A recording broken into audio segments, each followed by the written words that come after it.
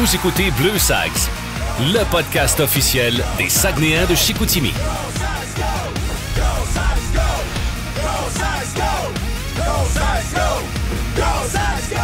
Ce podcast est propulsé par le 94.5 Énergie et iHeartRadio. Voici Thomas Aubin et Pierre-Alexandre Fontaine. On est au 4e épisode de la 2e saison de Bleu Sags. Bonjour Thomas. Bonjour PA. Et là, ce qui est le fun, c'est que c'est le dernier épisode avant la pause du temps des fêtes. Ça sent les fêtes. Et c'est les fêtes également pour les joueurs qui bientôt vont retourner dans leur famille. Parce que oui, dans la LHJMQ, il y a un congé des fêtes avant de revenir entre Noël et Jour de l'An. Donc, ce sera congé bientôt. Mais, avant de quitter pour les fêtes, on reçoit Maxime Mancé, l'attaquant des Sags, qui est avec nous autres. Salut Max! Salut, ça va bien? Ça va super bien, toi? Yes, ça va bien. Un gars de Rimouski, donc, de ce que je comprends, dans le temps des fêtes, j'imagine pour toi, ce sera un retour du côté de Rimouski dans ta famille? Ouais, moi, ça va être, dans le fond, après la game de Québec, le 14. Je sais pas trop encore comment on va s'arranger, mais d'habitude, on se rend avec notre auto avant, puis je vais redescendre à Rimouski après pour passer du temps avec ma famille puis mes amis là-bas, c'est sûr. Est-ce que tu viens d'une famille de hockey? Tu sais, dans les dernières semaines, on parlait avec tes partners, tes coéquipiers qui nous disaient, tu sais, ils ont des pères qui ont été repêchés dans la Ligue nationale, des cousins qui ont joué dans la Ligue. Tu viens-tu d'une famille de hockey, toi, de ton côté? Pas au point de la Ligue nationale, mais mon grand-père a joué au hockey. Je pense qu'on est vraiment une famille qui est passionnée de hockey. Mon père a joué une coupe de game, je pense 17 ou 19, c'est pas bien, mais dans les Lynx de Saint-Jean dans le temps. Oh. Il m'a tout le temps, quand j'étais jeune, je l'écœurais un peu avec ça. Pourquoi j'ai joué 17 games ou 19? Et il me disait, mec, tu n'ailles plus, tu m'écœureras. Fait que là, ça n'a pas été trop long, mais. Il repêchait à l'NH. D'après moi, il peut l'écœurer un peu. J'y ai pas encore hardi là, avec tout ce qu'il a fait à date. Je pense que j'ai juste dit merci, puis ça va venir, moi, l'écœurer dans pas long. Là. Parce que dans le fond, t'as grandi comme un partisan de l'Océanique de Rimouski. Ouais. Donc ça veut dire. Moi, l'Océanique, que... ben la misère. Mais t'as grandi parce que c'est ça que je disais tantôt, tu sais, Maxime Mancé est tellement jeune qu'il n'a pas grandi avec l'Océanique de Sidney Crosby. Non, c'est rien. C'est quelle époque de l'Océanique avec laquelle t'as grandi, toi? Ben moi, mettons, ce que je me rappelle le plus, c'est Alex Lafrenière. J'y allais, mon grand-père avait des billets de saison. Il les a encore depuis je sais pas combien d'années maintenant. Il va à toutes les games, puis moi, j'y allais avec lui. Donc, je me rappelle, l'ambiance là-bas avec Lafrenière, c'était plein à chaque game. Fait que c'est surtout de ces années-là que je me rappelle. Là. Comment t'as trouvé ça après d'être repêché par les Saguenayens? Parce que j'imagine que quand t'es jeune, t'es un kid. Tu sais, oui, t'as envie d'être repêché par l'équipe de la place, d'être repêché par l'Océanique, mais finalement, c'est ailleurs que tu te ramasses. Ça a été quoi ta première réaction d'arriver à Saguenay, d'être repêché par Saguenay? Ben, au début, j'étais surpris. Je vais te dire, là, c'était le repêchage en ligne. J'étais chez nous, dehors, dans ma cour, puis j'avais eu des très bonnes discussions avec Rimouski. T'sais, dans ma tête, c'était pas mal quasiment clair que je m'en allais là en 5e. Okay. Ouais. Puis là, c'est un repêchage, je sais jamais ce qui va arriver. Puis même là, je pense que j'étais classé comme 15e, mettons, au draft. Fait que je me disais à 5, c'est peut-être même un peu tôt. Fait qu'on sait jamais ce qui peut se passer. Puis là, les Sags qui me repêchent au 3e rang. Donc, j'étais vraiment surpris. Puis après ça, j'ai reçu que des bons commentaires. Puis en arrivant ici avec ma famille de pension qui m'ont super bien accueilli. Puis en voyant la ville qui ressemble pas mal comme à Rimouski, c'est pas mal la même grosseur. Ça sent meilleur qu'à Rimouski. Exact. Ça sent meilleur? À Rimouski, moi, l'air de la mer, ça fait pas pantoute. Ça dépend. Quand la marée est basse, ouais. Mais sinon, je pense que ça ressemble. Là, les gens sont tous, on se connaît un peu tout. Tout le monde est chaleureux. Donc, c'était... Mettons, moi, j'haïs Rimouski. L'Océanique, je parle. On l'entend. Tu vois, de ton côté, les Sags, quand t'étais plus jeune, tu devais pas te triper tant que ça non plus. Là. Ben, tu sais, pas tant, là. Moi, c'est sûr que c'était l'Océanique quand j'étais jeune. J'allais à chaque game, fait que, tu sais, je voyais, mettons, l'Océanique quand ils jouaient contre les Sags à Rimouski, mais sinon, je regardais pas tant de games autres que, mettons, à l'Océanique, fait que... Est-ce que t'avais une haine envers les Sags? Non, pas à ce point-là. Je vais lui faire dire. Oui, je vais lui faire dire. Je dirais pas ça. T'as-tu des chums qui t'écœuraient parce que, justement, t'étais devenu un Sags à quelque part? Parce que tous tes chums, c'est tous des fans de l'Océanique. Ben non, je pense pas qu'il m'écœurait. Là. Tout le monde était content, tout le monde était fier un peu de ce qui s'était passé. Mais encore là, j'ai une couple de chums, mettons des chums d'enfance qui jouent pour l'Océanique. J'en ai 2-3. Donc, eux autres, ils ont été. Ils ont pu se faire repêcher là, puis là, présentement, ils jouent pour. Ils restent encore à leur maison, puis ils jouent pour l'Océanique. Donc, mais ça reste mes amis quand même. Là, ils m'ont jamais encore écœuré avec le fait qu'eux autres jouent à Rimouski, puis moi à Chicoutimi. Dans les dernières semaines, on a eu certains de tes coéquipiers qui nous ont dit, c'est Prudhomme, entre autres, qui était excellent au baseball, qui était excellent au hockey. Il a dû faire un choix. Est-ce que toi, dans ta vie, tu as dû faire un choix de parcours entre le ping-pong et le hockey? C'est vrai, ça, comme Non. carrière professionnelle. Non, Là, non. Je veux qu'on en parle avant de parler du reste. T'es un excellent joueur de ping-pong. Ça vient de où, ce talent-là? C'est un talent Je caché. pensais ça jusqu'à temps que j'aille à l'école jouer contre le gars de secondaire 5. Séminaire de J'ai mangé. Oui, Oui, c'est vrai. Ouais, j'ai mangé un Olivier esti de Dubois, volée, là. c'est ça? Exact. Il y a une Ouais, vidéo de j'ai- ça sur Facebook, je pensais. Ça se peut-tu? je pensais que j'étais bon jusqu'à temps que j'arrive là, puis ça s'est pas bien. Je pense 21-2, puis avec l'événement que ça a fait, ça a calmé bien du monde. Chez les Sags, c'est toi le meilleur, là. Ouais, ça, ouais. Après mais quand- tournoi, après vérification, chez les Sags, c'était le meilleur joueur de ping-pong Ouais. et de loin. Ouais, mettons du côté amateur, je dirais que je suis quand même d'un bon. Ah, j'adore ça. Écoute, Maxime, je veux qu'on parle du repêchage parce que tu as vécu des belles choses au courant des derniers mois. Tu as été repêché 3e ronde par les Ducks d'Anaheim, 66e choix au total. Avant de parler de la sélection, comment tu sais en tant que joueur de jouer son année de repêchage? Parce qu'on dit souvent les recruteurs sont pas loin, ils sont sur la galerie de presse, il y a une pression qui vient avec ça. Dès que vous embarquez sur la glace pour le warm-up, vous le savez qu'ils sont là. C'est comment de jouer cette année-là de repêchage? Ben, je pense, honnêtement, c'est une grosse année, c'est une année difficile. Je pense que c'est pas tout le monde qui sait et qui comprend ce qu'un joueur mettons, de premier plan vit comme année de repêchage. Je pense que, tu sais, on va à l'école, on a des horaires assez chargés avec les entraînements, puis en plus de ça, tu arrives le soir. Des fois, ça se peut que le soir, j'avais 3-4 questionnaires par semaine, puis c'est des questions... Ouais. Puis c'est des questions, oui, il y en a sur ta famille qui reviennent, fait que c'est plus facile à répondre, mais il y en a des fois que c'est 250, 300 questions de questionnaires de personnalité, de qu'est-ce que tu ferais dans cette situation-là, dans une autre. Fait que faut vraiment que ça demande de l'énergie mentalement, puis faut que tu sois concentré, donc c'est du stock. Là. Quel genre de questions ça peut être? Peux-tu nous donner une couple d'exemples? Qui est plus visuel. Là, Honnêtement, ça peut passer de c'est quoi ta famille à c'est quoi la suite de ce nombre-là, de Fibonacci, genre. Ouais, genre, il y avait 2, 4, 6, puis là, c'était 8, là, mais tu sais, c'était plus compliqué, là. Des fois, c'était, mettons, 5, 15, 10, 12, puis là, fallait que tu nommes l'autre chiffre, j'avais aucune idée, fait qu'il fallait que j'essaie de penser un peu, mais tu sais, c'était quasiment des mathématiques. Là. Ouais, ils veulent vraiment savoir t'es où, mettons, si tu Côté intellectuel aussi, exact. quelque part. Exact. Puis là, ça, c'est juste dans les questionnaires. Ensuite de ça, tu arrives au combine en entrevue avec 10-15 personnes dans la pièce avec les directeurs généraux qui sont là, qui parlent juste en anglais. Ça, c'est une autre étape. Là, parce que, tu sais, on parle, oui, t'es repêché par les Ducks, mais pendant ce temps-là, tu peux avoir là, des noms fictifs. Tu sais, les Sharks, tu sais, les Capitals, les Canucks. Donc, toute cette gang-là te parle aussi. Il n'y a pas seulement les Ducks à ce moment-là qui te parlent. Là. Ouais, non, c'est, mettons, pour ma part, mettons, à compter le combine, j'ai parlé avec toutes les équipes. Puis, tu sais, rendu là, ça, c'est un contact, mettons, mais il y a plusieurs équipes qui te renvoient un questionnaire. Ensuite, ils font rencontrer leur psychologue sportif. Ils veulent te reparler en vrai, en Zoom. Ils veulent te faire rencontrer un autre gars pour avoir d'autres opinions sur toi. Fait que ça s'arrête pas à une entrevue par équipe. Là. Donc, ça veut dire que tu as parlé aux Canadiens. Entre autres, Ouais. comment ça s'est passé, tes rencontres avec le Canadien de Montréal? Ben, je leur ai pas parlé de toute l'année, mais j'ai eu une entrevue avec eux au Combine, puis pour de vrai, ça s'est super bien passé. Tu sais, j'avais entendu dire quand même que c'était des grosses entrevues, mettons, quand j'étais plus jeune en grandissant et en regardant les nouvelles. Puis, tu sais, il y a la question de quel animal est-il qui revient tout le temps. Ça, je m'en attendais. Fait que, Tu as répondu quoi? J'ai dit ça à glace, j'étais un loup. Je pense que c'est un gars qui.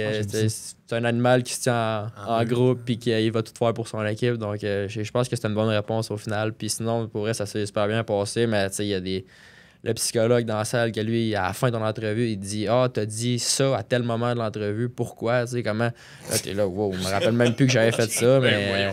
Ouais, fait que là, faut tu essaies de trouver une manière de te sortir de là en essayant de parler. Puis c'est tout en anglais. Donc, moi, c'est pas mon premier langage, mais. Je pense que je me débrouille quand même bien, mais il y a des fois que c'était du stock. Là. Puis sur la glace, tu as connu une excellente deuxième moitié de saison. Peut-être que la première était peut-être en deçà de la deuxième, mais est-ce que ça vient un peu de cette pression-là que tu as ressentie en tant que joueur de dire « Hey, tabarouette, OK, c'est mon année de repêchage. » Mais tu sais, remarque, tu as fini l'année en feu là, cette année-là, là, quand même. Mais tu l'as-tu senti cette pression-là sur la glace? Ben, peut-être pas sur le coup, mais avec du recul, mettons, quand l'année est finie, je parlais avec les coachs puis avec tout le monde. Je pense que, veux pas, oui, je l'ai ressenti avec tout ce que je viens de te dire, le time management, que c'était comment il fallait que tu gères ton temps, puis tout, c'était du stock à gérer. Puis je pense que, j'en cache pas, j'étais allé, mettons, j'essayais de m'aider, j'essayais de tout faire, fait que je voyais, mettons, un psychologue sportif pour me donner des trucs, j'ai juste essayé de mieux gérer ça, puis je pense qu'en deuxième mois de saison, ça m'a aidé. Là. Est-ce que tu, à quelque part, deviens un mentor aussi pour tes coéquipiers qui sont en année de repêchage? Tu sais, Alex Wang, les Nathan Lecomte, les Émile Guité. Est-ce que tu deviens comme un exemple pour eux autres? Est-ce qu'ils viennent te voir en disant hey, « Écoute, Max, moi, ça se passe de même, puis as-tu des conseils à me donner? Ça arrive-tu, ça? » Ouais, ben 100%. Je pense que j'ai vécu le côté qui est peut-être un peu plus, je dirais plate, là, que ça a un peu moins bien été que dans mon année de repêchage. Donc, ouais, mettons, les gars, des fois, ils m'envoient des textes, j'ai reçu cette question-là, qu'est-ce que je devrais dire. Fait que moi, je l'ai vu quand tu arrives au combine, ensuite les recruteurs québécois, ils te disent quoi répondre un peu, puis tout, ils essaient de t'aider, ils essaient de te faire bien paraître. Donc, je sais un peu, c'est quoi les bonnes choses à dire, quoi ne pas dire. Fait que je suis capable de les aider là-dedans. Puis sinon, mon rôle, c'est de les soutenir puis d'éviter justement de faire des erreurs. Ben, tout le monde va en faire des erreurs, mais d'éviter de faire des erreurs puis d'essayer de les garder dans le bon chemin. Là.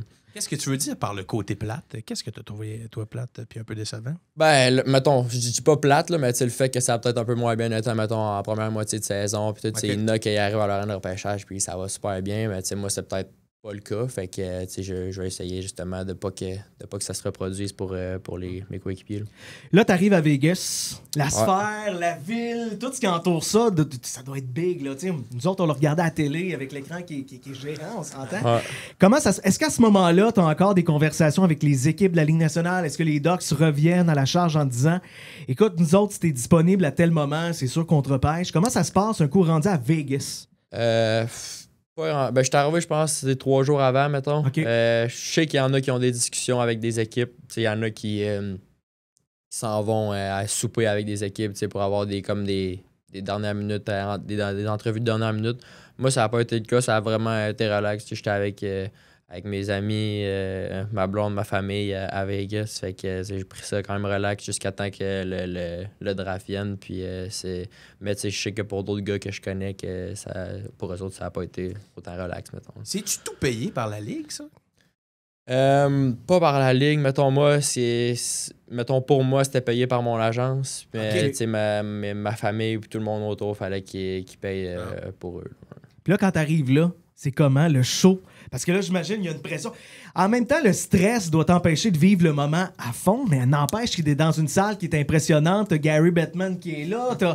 Ça doit être... Le show était comment pendant que t'étais là? Quand t'arrives là, premièrement, je pense comme ben du monde, j'avais jamais été dans la sphère. Là, fait qu'en rentrant là, tu vois que c'est comme si t'étais dans un autre monde. Là, la grosseur que ça a, là, tu vois toutes les tables avec toutes les équipes dans le bas, tu vois tout le monde, tous les gars que je connais, veux pas, que j'ai connus au Canada, que je jouais avec, fait que tu vois tous tes amis qu'eux, c'est sûr qu'ils vont se faire drafter top 5 et tout, fait que t'es content pour eux, mais ouais, c'est vraiment, pour vrai, en plus que ça soit dans la sphère, j'aurais pas pu demander mieux pour un repêchage, c'est sûr. Là, t'as été repêché 3e ronde, 66e au total, on l'a dit tantôt. Est-ce que pour toi, c'était un soulagement? Est-ce que tu t'attendais peut-être à être repêché plus tôt que ça? Je sais qu'il y en a qui parlaient de la première ronde éventuellement. Ouais. Finalement, tu es sorti très tôt en 3e. On s'entend au tout début de la 3e. Pour toi, ça a été quoi ta réaction de ton rang de sélection? Ben, c'est sûr, mettons, après le vendredi soir, après la première ronde, j'étais un peu déçu. J'avais quand même des attentes, de peut-être sortir en première ronde. Puis ensuite de ça, je me suis juste réveillé le lendemain en ayant comme oublié la veille. Puis que c'était aujourd'hui que dans le fond, j'allais probablement me faire repêcher. Donc je pense que c'était juste un soulagement quand j'ai entendu mon nom. Puis par la suite, j'ai juste les entrevues, les photos, puis tout qui viennent après. Tu t'oublies un peu même le rang que t'es repêché. Puis je l'ai tout le temps dit, je pense pas que c'est le rang que t'es repêché qui va te faire jouer national un jour. Donc j'aime bien ce mindset-là, si tu veux. Surtout le chandail des Ducks. Qui était incroyable, que tu as gardé en souvenir d'ailleurs, mais j'imagine qu'à ce moment-là, tu te mets à rêver Californie, Ducks, les Eagles, il y a tellement de jeunes joueurs là-bas. J'imagine que pour toi, il y avait comme une excitation aussi qui venait avec ça, d'être repêché par les Ducks. Ouais, ben t'as pas trop le temps de rêver parce que le lendemain, tu t'en vas au cadre de développppement, fait que tu l'as dans face. Hey, c'est pas long, pas, fait que, 24 heures, t'es déjà rendu dans ton club. Ouais, exact. Le lendemain matin, le lendemain soir ou le lendemain matin, je me rappelle plus trop, là, mais en tout cas, le lendemain, ça c'est sûr, j'avais pris l'avion, puis 2 jours après, j'étais déjà en Californie dans ma chambre d'hôtel, puis j'allais à l'aréna en culotte courte puis en t-shirt, fait que c'est pas pareil qu'au Saguenay, c'est sûr. En parlant du chandail des Ducks, avant de parler du camp d'entraînement d'Anaheim, je veux qu'on fasse Notre segment top 5 des chandails de la Ligue nationale. On s'amuse depuis le début des podcasts justement à faire un top 5 avec les joueurs qu'on reçoit. Ouais. On l'a fait avec les villes de la Ligue, on l'a fait avec les chandails de la LHJMQ, on l'a fait avec les joueurs aussi. Et là, on va le faire, mon cher Thomas, avec les chandails de la Ligue nationale que tu vas classer de 1 à 5. Yes. OK. J'ai hâte de voir les chandails que tu as choisis, moi. Ouais, mais on va commencer le chandail des Golden Knights de Las Vegas, justement. De 1 à 5, tu le mets où? Je sais pas ce qui s'en vient. Là. Tu C'est sais ça, pas ce qui s'en exactement. On te dit pas c'est quoi la suite. Un par un, tu nous les classes de 1 à 5. Je dirais en 3, mettons, on gardait du lousse un peu des deux bords. là. J'aime ça. Ok. Golden Knights 3e. Un j'aime gars ça. stratégique, un gars stratégique. Les Canucks de Vancouver. En 4. OK. Le Wild du Minnesota. Pour vrai, un nouveau chandail en vert, je le trouve quand même très beau. Fait que je le mettrais en 2. Là. OK. La version North Star ou la version normale? Parce que la version North Star aussi, à l'époque, qui est très beau, mais ils sont Ouais. tous beaux. Moi, le Wild, sont tous beaux. Moi. Ah non, mais pour vrai, en vert, ça fait différent. Là. C'est pas, pour vrai, je le trouve vraiment beau. Là. Ah non, il est beau. Et ça fait quelques fois qu'on arrive à cette situation-là où on a le 1 et le 5 Qui toujours reste. libre. Ouais. Les Oilers d'Edmonton. 1 ou 5? Je vais les mettre en 5. Là. J'ai hâte de voir le dernier. J'ai hâte de voir, bien hâte de voir le 1. C'est qui le dernier? Les Ducks d'Anaheim. Ah, ça va. Tu finissais avec Anaheim? Je me doutais que tu l'avais mis là-dedans. Ah, fait que- j'adore. Ah, Entre les Ducks, Colin. plus beau chandail. Mais c'est vrai qu'il est Mais beau. c'est là. vrai. Ouais. Moi, c'est mon préféré. Ah, Pour oui. être ben Ah, je suis honnête, là. bien content de mon top 5. Parce que moi, je suis de l'époque de Paul Correa, Teemu Selanne, tous ces gars-là qui ont Scott joué en Niedermayer. Anaheim. Oui, il était beau dans ce temps-là. Il était Corey encore Perry beau, dans mais- ce temps-là, quand Oui, il a c'est commencé. Oilers d'Edmonton en 5, 4e Canucks de Vancouver, 3e Golden Knights, 2e Wild du Minnesota, puis 1er Ducks d'Anaheim. Je pense que c'est un bon top 5. Ouais. J'adore ça. D'accord? Ouais, je suis d'accord. Je pense que je l'accepte. On va parler du camp d'entraînement, Maxime, parce que là, tu débarques du côté d'Anaheim, puis c'est le fun parce qu'en même temps, tu as des coéquipiers qui sont venus te rejoindre avec des Ruisseaux, avec ouais. Usereau qui sont là aussi. Comment de ton côté, tu analyses le camp d'entraînement que tu as vécu avec les Ducks? Est-ce que tu es content de ce que tu as donné là-bas? Comment ça s'est passé pour toi? Ben, en premier lieu, il y a eu le camp de développement, mettons. Ça, c'est tout de suite après le repêchage. Ça, c'était comme. Je savais pas trop encore à ce moment-là si Tom Desruisseaux allait être là. Usereau, c'était sûr qu'il était pas là à cause de. Il était en voyage, puis à cause de son affaire qu'il avait eu en Maladie. Ouais, exact, en série. Donc, finalement, Desruisseaux est en mesure de venir, je pense, le lendemain, il a pris l'avion. Puis, tu sais, on est arrivé là, j'étais avec Tom, puis avec Alexandre Blais aussi de Rimouski. Donc, tu sais, on était pas 3 Québécois, ça te permet d'entendre du français un peu. Puis, tu sais, il y a le coach là-bas aussi de Skills qui est francophone. Donc, il y avait. Pour vrai, c'était une super belle ambiance. Puis, tu sais, là, cette semaine-là, c'est vraiment fait. Tu sais, il dit, sois une éponge, là. Prends le plus que tu peux, puis essaye de vraiment prendre du bagage. Puis, tout ce qu'il dit, tu sais, c'est vraiment technique. Il essaye de t'aider. C'est au niveau de ton coup de patin, ton lancer. Il essaie de. C'est comme. Chaque jour, c'est un thème différent. Ok. Jour 1, patin. Jour 2, shot. Jour 3, les passes, mettons, du système. L'autre, fait que il essaie vraiment de t'aider pour quand tu arrives au camp des recrues, qui est pas longtemps après que, le camp des sacs ait commencé. Ensuite d'être là, on s'en va au camp des recrues. Là, c'est un peu la même affaire, mais là, au camp des recrues, essaie de te préparer pour quand tu vas arriver au camp avec les vétérans. Donc, déjà, mettons, en partant du camp de développement au camp des recrues, ben là, tu sais, le niveau monte d'un step, veut pas. Il y a les gars. Il y a les gars de la Ligue américaine qui rentrent. Et après ça, tout le monde essaie de se battre pour un poste, mettons, pour aller au camp avec les vétérans puis avoir pas une chance de faire l'équipe. Donc, je dirais que c'est mettons, un environnement qui est compétitif comme dans n'importe quel camp. Puis, non, pour vrai, de pouvoir avoir là, Usereau qui se rajoute en plus. Fait que là, on était 4 un peu de la même âge qu'on se connaissait ensemble. Puis, il y a pas mal d'autres Québécois aussi là-bas, je pense. Fait que ça parle français, là. Ouais, ça parle français pas mal. Puis, mais tu sais, on essaie quand même de garder contact avec des anglophones, créer des nouveaux contacts, justement. Puis, tu sais, je pense qu'on a quand même réussi à bien faire ça, eux, Paul. Mais à ces camps-là, je veux dire, prenons comme exemple le camp de patin. Là. T'en as fait toute ta vie du patin. Là, je veux dire, comment ils repoussent ça encore plus loin rendu là-bas? Ben, tu sais, je pense les connaissances qu'ils ont, c'est tous des gars qui veulent pas, ils ont joué dans le pro, ils ont connu la game d'une autre manière, ils en ont vu du monde patiner dans leur vie, là. Fait que, tu sais, ils ont toute la technologie aussi, ils analysent tout, ils te montent à la TV, arrives là-bas, première journée, tu fais des tests, tu fais des virages, ils analysent, OK, t'es-tu trop penché, pas assez penché, comment que de la manière que tu veux, ça pourrait-tu être plus serré, moins serré, ils analysent vraiment tout. C'est tout ce qui est possible détails, exact. Fait que, tu sais, je pense qu'il est rendu à ce niveau-là, c'est vraiment, c'est ça. Comme tu as dit, c'est les détails qui font la différence. Puis même que c'est tellement poussé, tu nous disais tantôt qu'eux, ils ont des techniciens qui viennent te voir directement à Saguenay pour t'aider encore à te développer. Tu as des gars, des docs, des entraîneurs qui viennent ici puis qui te regardent patiner aussi puis qui te regardent faire des skills. Là. Ouais, ben dans le fond, la semaine passée, c'est ça, j'étais embarqué 3-4 fois sur la glace avec lui. Justement, il me filmait, il me prenait des vidéos en train de faire pas mal les mêmes affaires qu'on faisait au cadre développement, comme les vidéos que je viens de vous dire. Mais là, c'était vraiment, pour moi, c'était vraiment... il me filmait, là, il m'a envoyé tout ça par la suite. Il me dit, là-dessus, t'as bien fait ça, là-dessus, t'aurais dû plus extensionner ta jambe, être plus droit. Fait que, c'est vraiment poussé. Puis ensuite de ça, moi, je peux garder ça dans mon sel, puis ensuite pratiquer ça par moi-même, ça à la glace, mettons, puis demander à quelqu'un qui me filme pour qu'après ça, je renvoie et puis dire, c'est-tu mieux que c'était, c'est-tu pire? Fait que je peux toujours avoir un contact avec eux, là. As-tu rencontré des vétérans là-bas? On parlait de Trevor Zegras, on parlait de ces jeunes-là. Est-ce qu'ils prennent la peine de vous parler puis de vous coacher un peu, de vous prendre sur leurs ailes ou du moins avoir une conversation avec vous autres? As-tu eu cette chance-là? Ben, pas tant. Je dirais, mettons, surtout les plus jeunes, mettons, 20-25 ans. Veux pas, c'est un camp, mettons, eux, ils te voient un peu comme une menace. Veux pas, t'es là pour quasiment prendre leur job, là. Fait que c'est...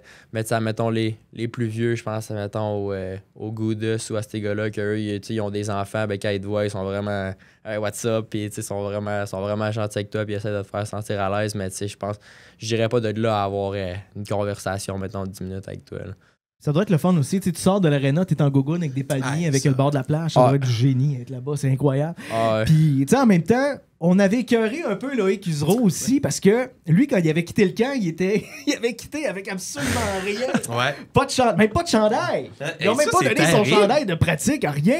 T'as-tu réussi à repartir de là au moins avec des souvenirs, avec quelque chose, des pièces d'équipement? Moi, je suis reparti avec tout, là. Mon casque, mes gants, mes culottes, mon chandail. J'ai tout ça au San George, là. Fait que... Les avantages d'être drafté.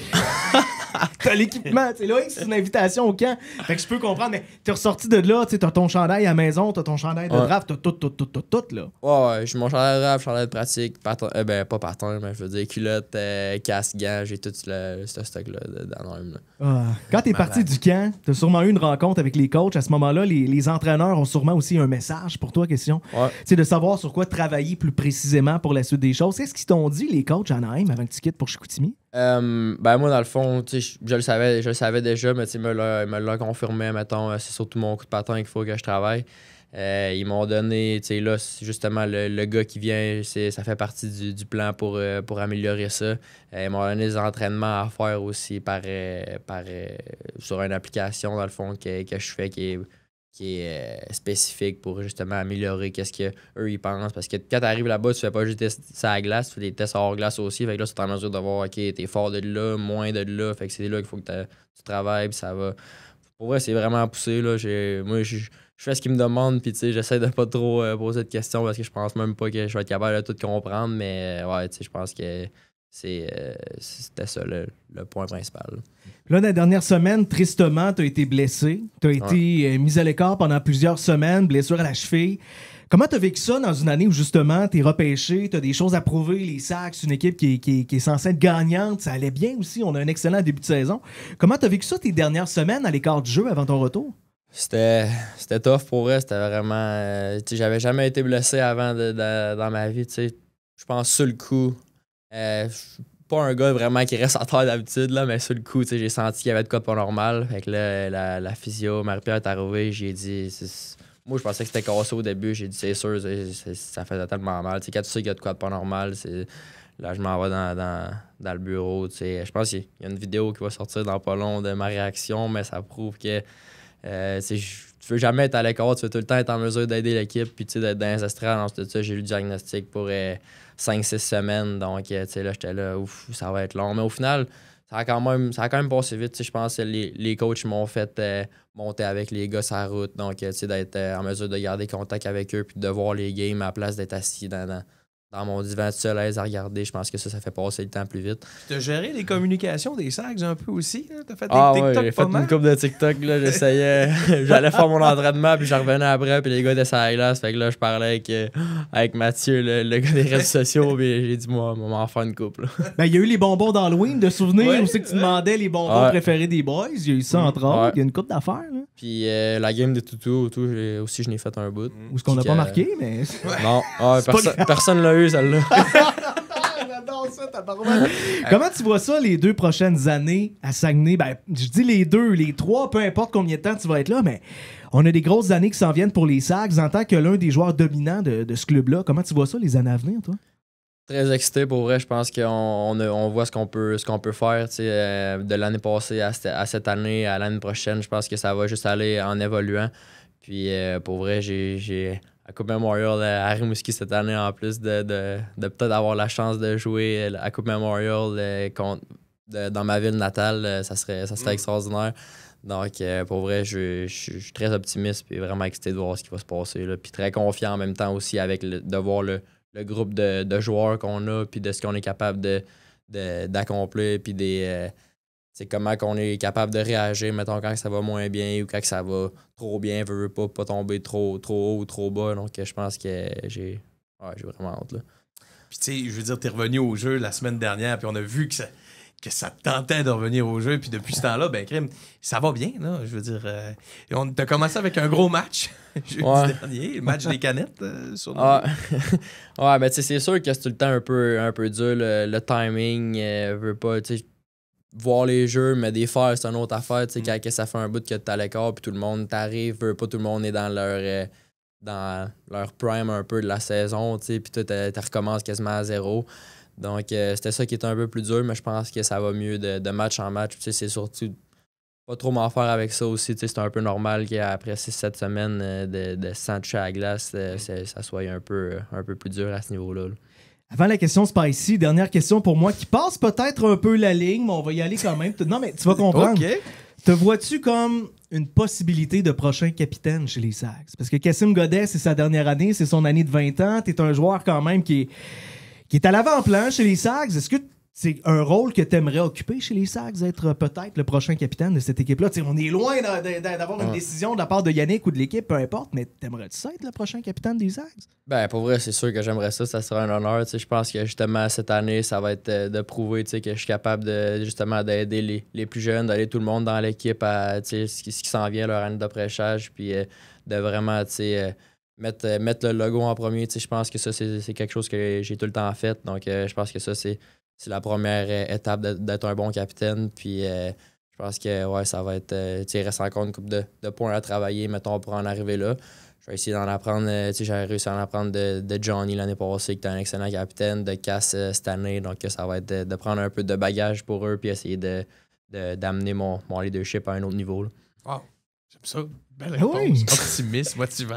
Mais tu serais mon capitaine, tu serais mon leader. Je me répète d'un podcast à l'autre, mais Desrosiers visiblement a eu un impact sur cette chambre. Alexis Morin aussi, qui est un excellent leader, qui est un autre bel exemple, avec Armstrong aussi l'année passée. Fait que, tant mieux, tabarouette. Je te laisse aller pour la question Spicy, mon cher. Question Spicy devant toi.